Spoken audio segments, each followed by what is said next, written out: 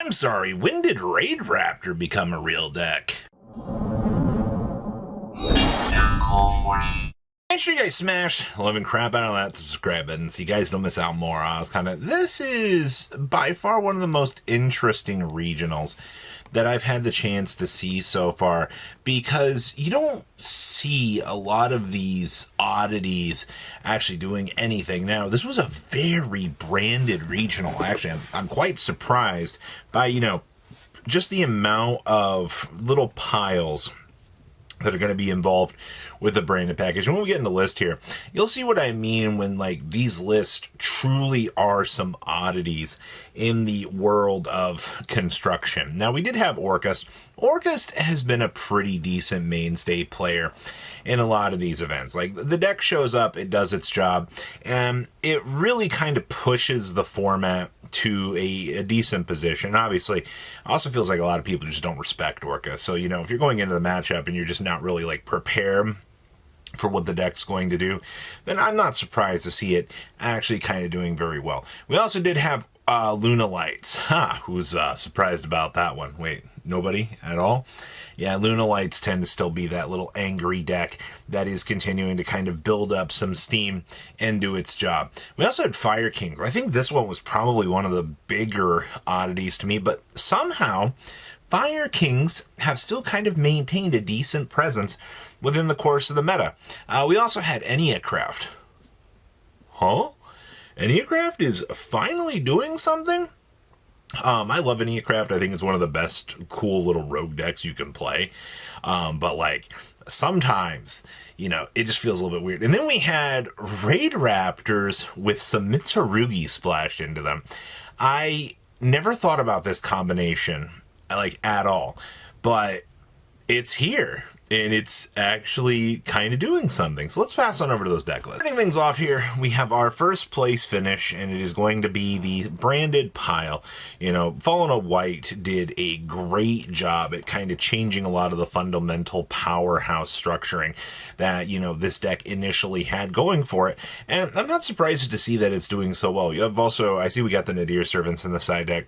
We have the Illusion Gate and the Harpy's Feather Duster, both, good call-up cards that are going to be able to, find their place and actually help you tear through some of the meta. Also Droplets, and of course, everybody's favorite, the Fallen and Virtuous, definitely doing things. I do see we are playing Omega in here. In an awkward scenario, I feel like that actually does come up a lot.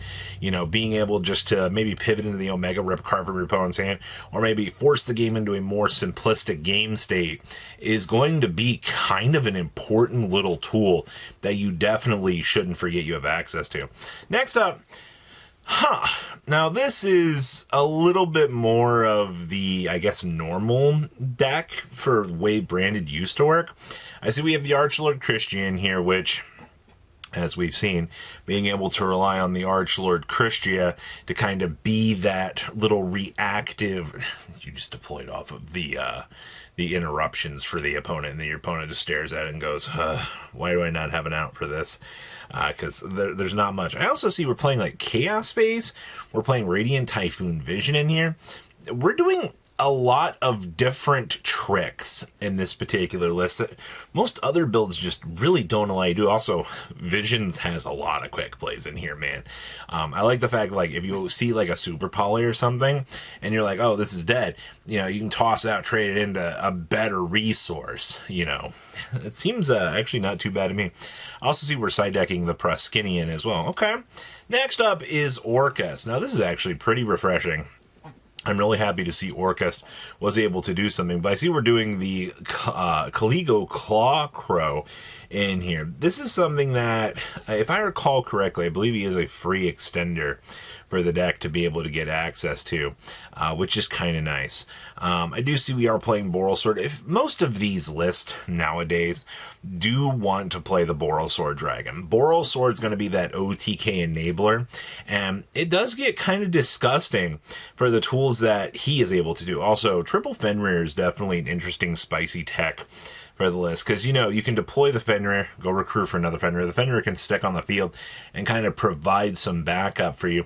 If not, it's the second monster for you to be able to kind of start up some of your combo lines with, so you can do your thing. So there's definitely stuff to that. Also, it'd be cool to see D-Mod in here, but, I don't think they can afford it.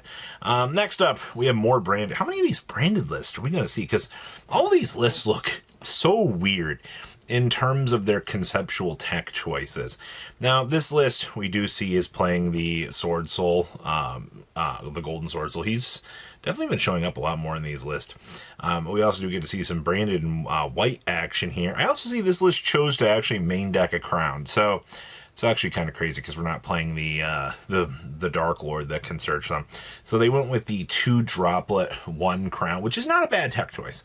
Like, if you know how your deck functionally works, and you kind of start to go, all right, cool, well, I can kind of deviate some tech choices into this department, you can usually make your deck have some more success in that, right? And also we have another list that's choosing to side the Nadir Servant package. So that looks like Nadir Servant's definitely getting some playtime in these lists.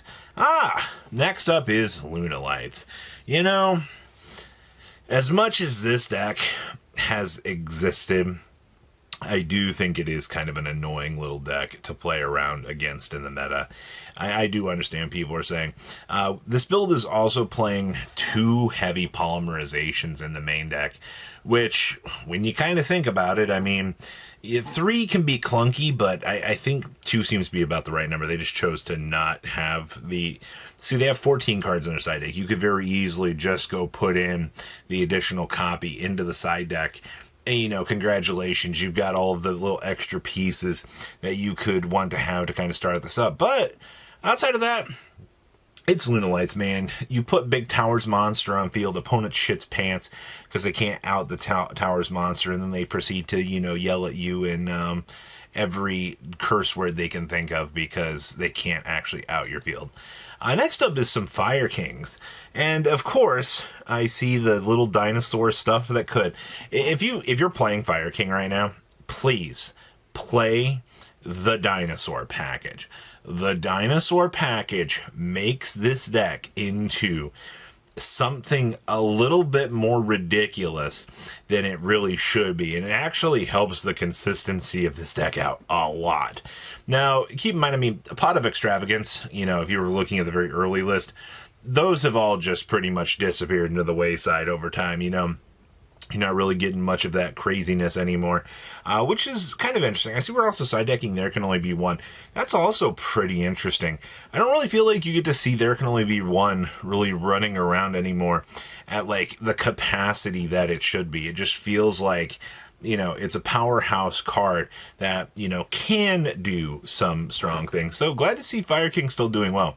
Next up is our Enneacraft list. Now, no Vanities in here, no Majesties in here, none of that extra crazy stuff. But they did choose to slot in 3 Nibiru's. We have a Ghost Ogre in here. We do have a lot of the, what I would consider the standard tech choices that you kind of want to see in here. Also see down here in the TCG, we're actually playing the Sunset Beat. I have not seen that card in a very long time. And the fact that somebody chose to actually play that card is superbly amazing to me. Like, congratulations. You got my attention with that. Outside of that, you still get to see, Soul and Luna, Destructed Daruma Cannon. All of these really, really good cards are just doing absolutely what they need to get this deck up and running. And honestly, I think the scariest deck out of this event was just Raidraptors with Mitsurugi cards. This was not a pile of cards that I initially expected to walk into, but gosh darn it, this is kind of conceptually crazy to me that like this actually worked. Somebody actually said, ooh, let's try to break the meta with Raidraptors. And being able to have the Mitsurugi stuff to kind of control other problems while you set up like the giant towers monsters, that does not seem very fun at all to play against. So definitely congratulations on actually trying to do something interesting here. So what do you guys think about this event? Please leave a comment down below what you guys think, and I'll see your beautiful faces back here in a day, guys. Patrons, thank you.